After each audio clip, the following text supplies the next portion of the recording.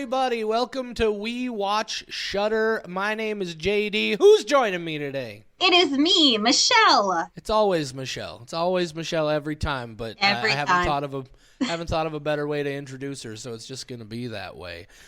Wait, what are we doing? Coming to you on a day of the week. On a day of the week that we don't typically come to you. What? Oh, guys. Oh, I'm so excited. It's October. It is. That means it's Halloween season, and we're going to do one movie every day, all month long. You're going to get a full month of daily We Watch Shudder. What? That's crazy. I'm so glad that it is October and we can do this. A little peek behind the curtain. It's weird because we talked just a moment ago about how this was going to happen eventually, and it's happening right away. We're just doing it right away. Very first episode. It doesn't matter, guys. It's not October yet. It's March 31st as we record this. We decided to be smart and play ahead of time, but we thought, we love this podcast and we love being able to talk to you about the new releases on Shudder. But there have also been so many older, original, and exclusive releases that happened before we started doing this podcast. And the whole one horror movie a day for 31 days in October has been a thing for a while now. So we figured, let's jump a bandwagon. Let's hop on it. And this gives us an excuse to go back and check out some of those movies that we didn't talk about because we didn't have a podcast then. Yes, and recording it ahead of time does mean that you and I get to do the thing that we do every October, which is watching a horror movie every day. Right, I'll have time to actually do that rather than recording these episodes. Yep, so we don't have to watch these movies that we have already seen, or at least I had seen mostly everything on the list. You had not. I've seen most of, I'd say 2/3 of the movies. Yes. Hey, how we did this, folks, is I went through the entire list of Shudder originals and exclusives from before we started the show, and I made a list of 20 titles that I would like to talk about. Michelle made a list of 20 titles that she wanted to talk about, and we needed a total of 28 because, of course, we're still going to do our regular episodes for the new releases on Thursdays. So we needed 28, and it turned out we had, I believe, 14 on both of our lists, so we're doing all 14 of those films. I had 6 more left over. Michelle had 7 more left over. We piled them onto the list, and here we are with those movies. Yes. And Michelle has definitely seen more of them for the first time than I have. Some of these, as we go through them, I'm going to be reviewing for the first time, but I'm excited about it. It's going to be fun. I'm very excited for the ones that I have seen that went on the list that you have not, because I figured those were definitely going to be ones that would be on your list, and that turns out they weren't because you hadn't seen them. So I'm very excited to talk about those. And I do want to say before we start this month, we are not just doing movies that we liked. We are doing movies that we had things to say. Correct. And the way we're going to do these is we have organized them in order of release. Starting with the oldest film on our lists, as so far as when they were released on Shudder, at least. You'll see why that is important to note when we get to episode 2, which was actually a movie released originally back in 2005.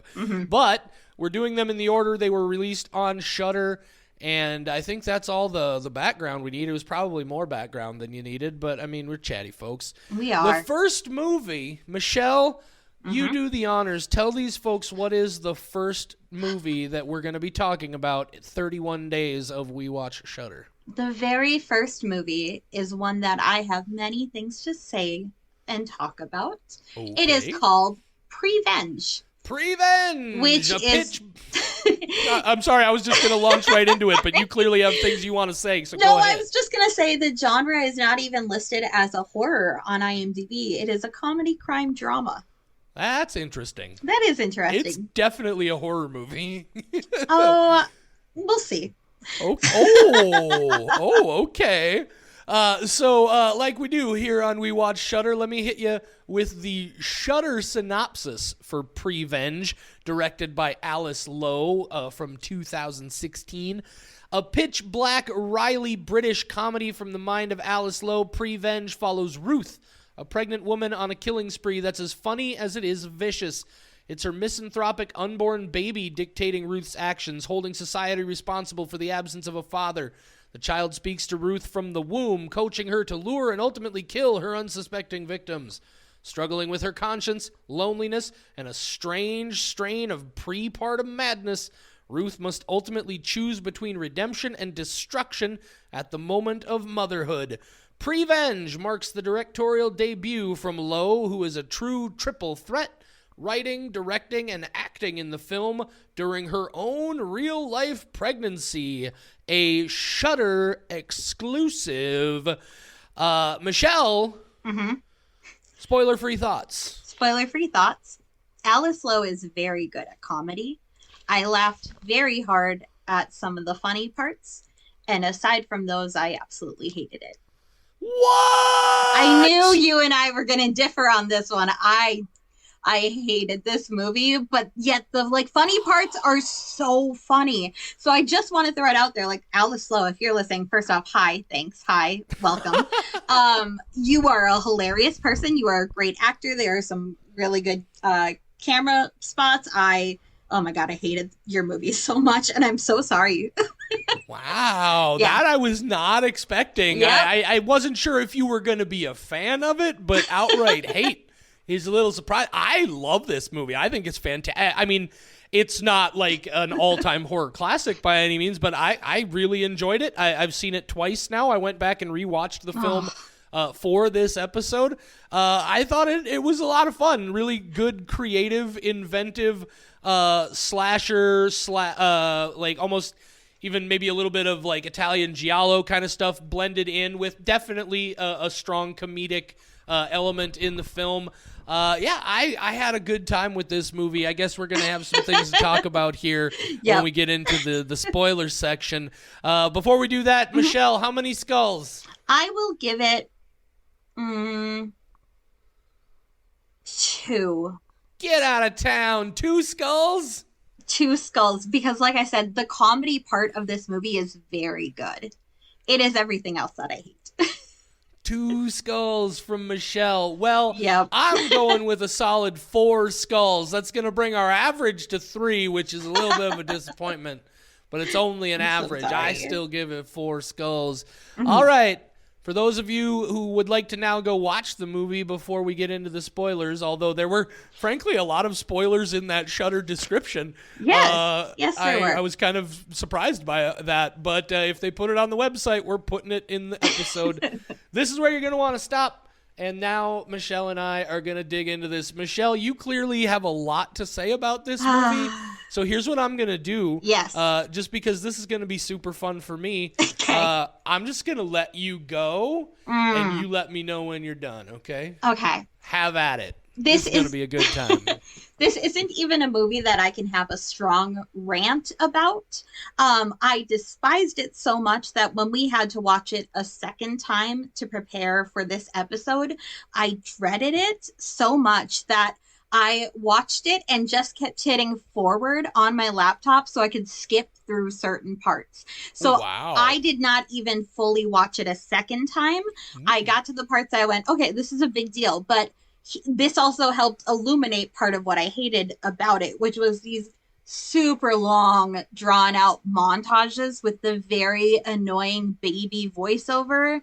And there were so many of them. And every time I was like, oh, thank God. And I just skipped very quickly through all of that, watching her walk through the subway while her unborn child, who is not actually talking to her, but who she thinks is talking to her. Right, Well, she's a that crazy whole thing. person. Yeah. So the second time I, quote, watched it, I watched it maybe 20 minutes in total. And the majority of that was the not karaoke, the DJ when she went back to his house and she cuts his dick off and the mom is very confused. Not to nitpick okay. a detail here. I believe it was his testicles and not his dick. Oh, that's good to know. I fast forwarded it so quickly that I did not see it.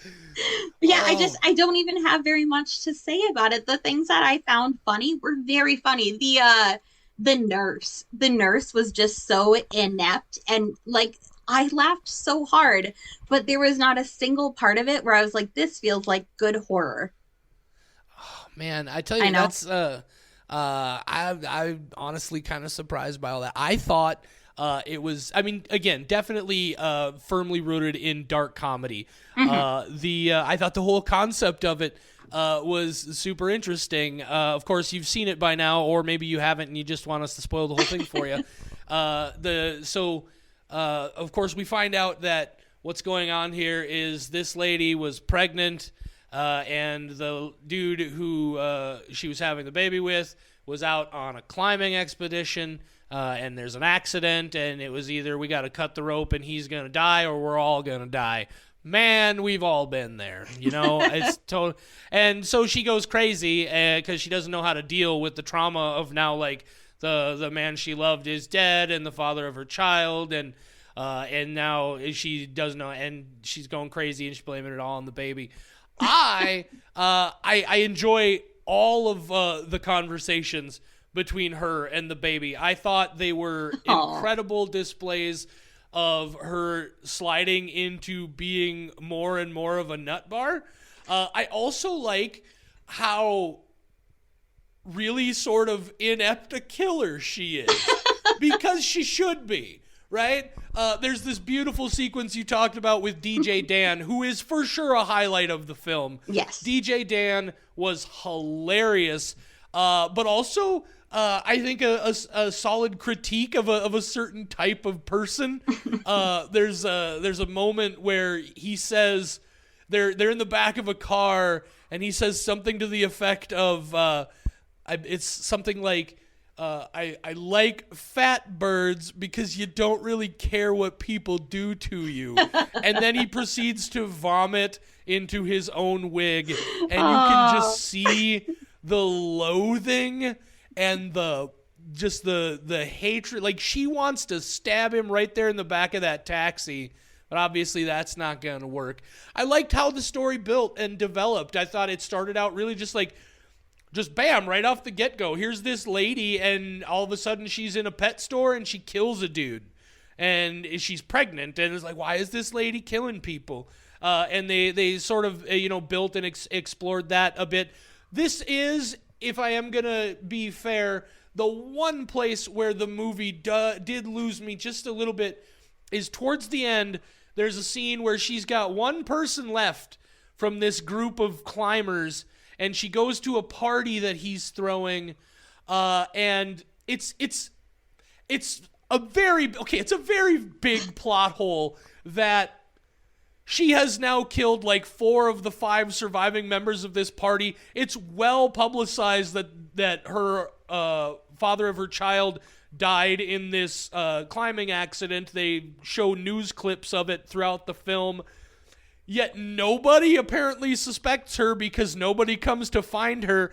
And when she gets in with this dude, and she ends up almost having the baby, like her water breaks and she's got to go to the emergency room, there's no cops there. At no point does anybody think, oh, maybe she just tried to kill me. Maybe she's the one who's been trying to kill everybody else.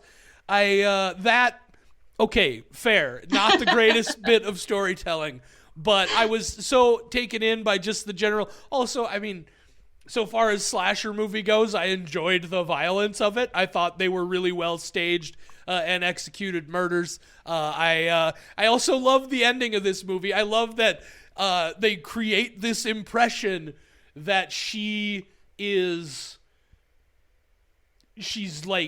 realized that she was wrong, and then no, she's realized she was right, and she fucking goes back to kill the dude anyway, and just cut to black, roll credits. I loved it. I thought it was a lot of fun.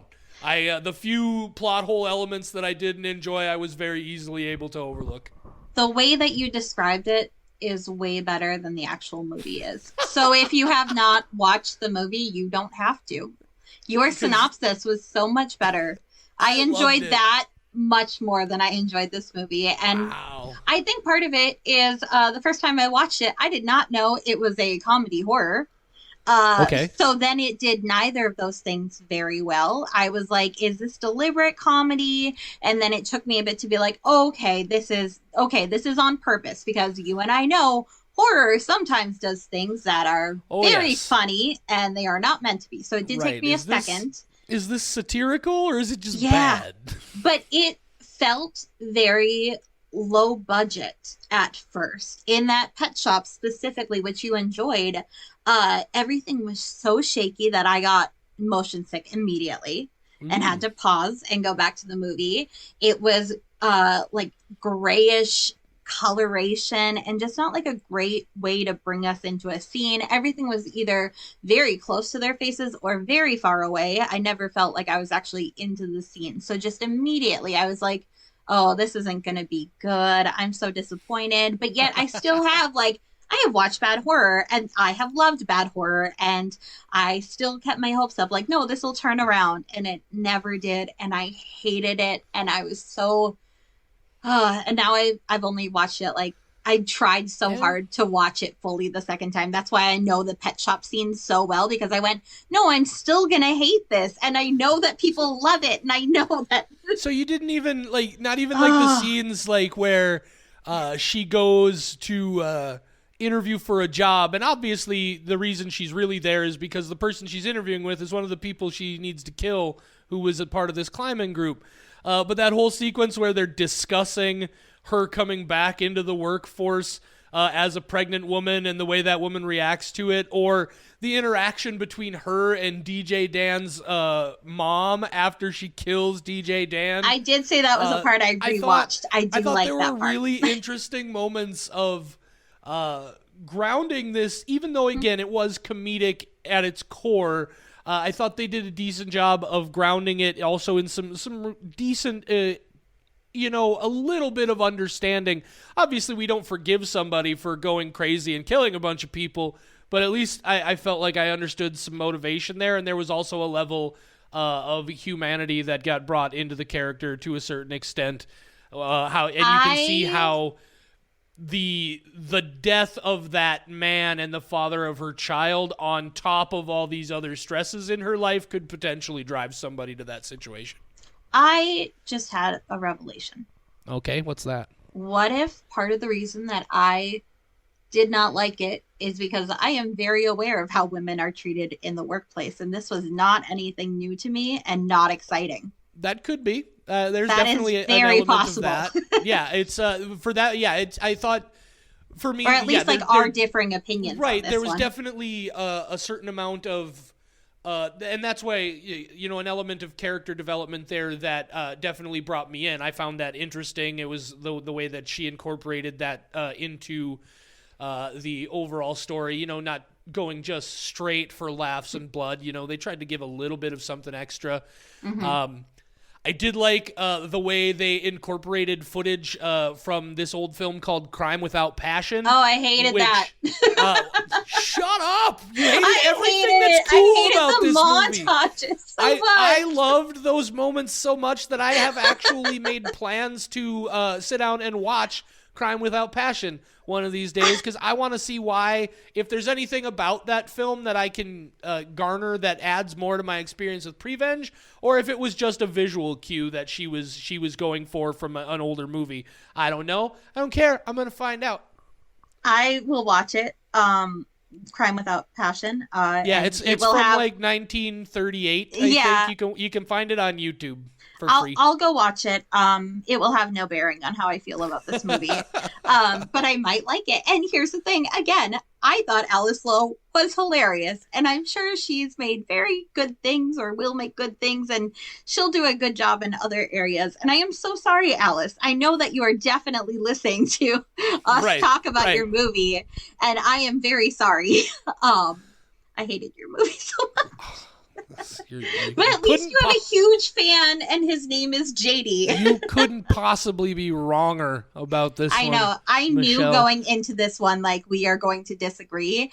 And Plus, I can't even properly put into words, like, just what I didn't like. And I know you and I have had a discussion about how we are trying to better verbalize when we don't like things. And this, I just hate it. One of the banners still on the Shudder website. I got it on my screen here. You didn't even like. I thought just this, like, that closing or the last scene where she's going to that dude's party.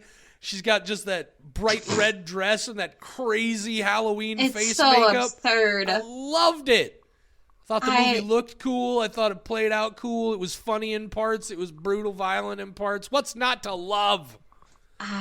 You know what? Apparently plenty. A lot.